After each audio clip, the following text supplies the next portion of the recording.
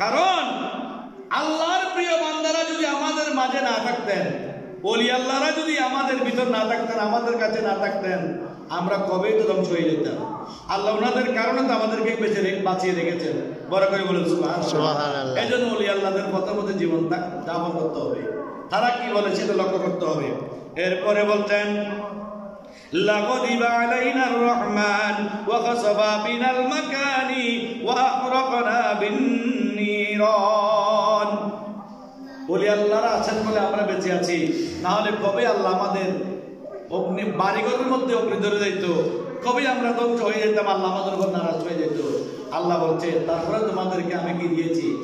সময় দিয়েছি, তোমাদেরকে আমি সুযোগ দিয়েছি,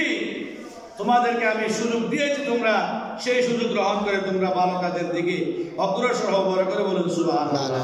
এই জন্য সমাজের মধ্যে আমাদের ভালো কাজগুলো আস্তে আস্তে ব্যাপক ছয়লাভ করতে হবে। ভালো কাজগুলোর দিকে মানুষকে এগিয়ে নিতে হবে।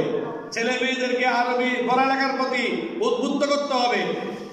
একটা ছেলে আলেম বানান কথা বলতে হবে, একটা ছেলেকে হাফেজ বানান কথা বলতে হবে। কারণ সময়টা এমন আসতেছে, এমন সময় আমাদের নিকট উপস্থিত হচ্ছে, ঈমান ধরে রাখা অনেক কষ্টকর হয়ে যাবে। আমাকে একজন বলতে যে হুজুর, যে ব্যক্তি আলা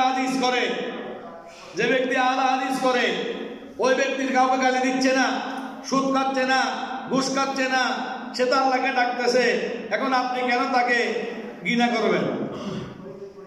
আপনি সুন্নি, সে আলা হাদিস, তা আপনার কাজও ভালো কাজ করার, তার কাজও ভালো কাজ করে। দেখেন এমন একটা সিস্টেম, এমন একটা প্রজেক্ট তার ভিতরে সেই ঢুকিয়ে দিয়েছে, তার পক্ষে আর দলকে কি করতেছে, এখন দালালি করার জন্য রেডি করে দিয়েছে, আমার সাথে করতেছে তর্ক।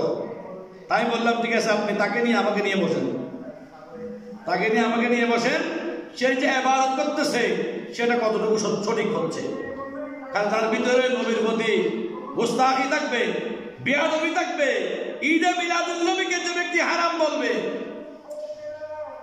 যার কারণে সব পাইলাম, যার কারণে আপনি আমি হইলাম, সেই নবীর মিলাদকে যে ব্যক্তি খারাপের সাথে তুলনা করবে, তার কি ঈমান আছে? আল্লাহকে ডাকলেও কি হবে, না ডাকলেও কি হবে? বেঈমানের দোয়া তো কবুল হয় না, বেঈমানের বাদ আল্লাহ তোমার কবুল হয় না। অতএব খেয়াল রাখবেন। এই জন্য নিজের ঈমান আমাকে বাঁচানোর জন্য মাসিক তর্জমান করবেন, মাসিক তর্জমান সংগ্রহ করবেন। মাদ্রাসা থেকে এখানে আসে, এখান থেকে সংগ্রহ করবেন। হক্কানি রব্বানি আলেম উলামার সাথে সম্পর্ক রাখবেন।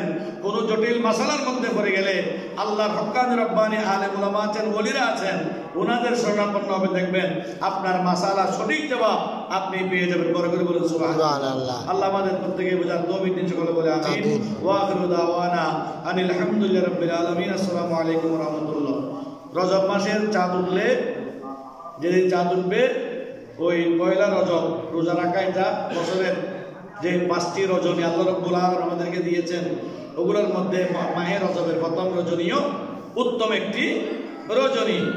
আপনারা প্রত্যেকেই রোজা রাখার চেষ্টা করবেন। আল্লাহ আমাদের রোজা রাখার তৌফিক দিন, সকলে বলে আমিন।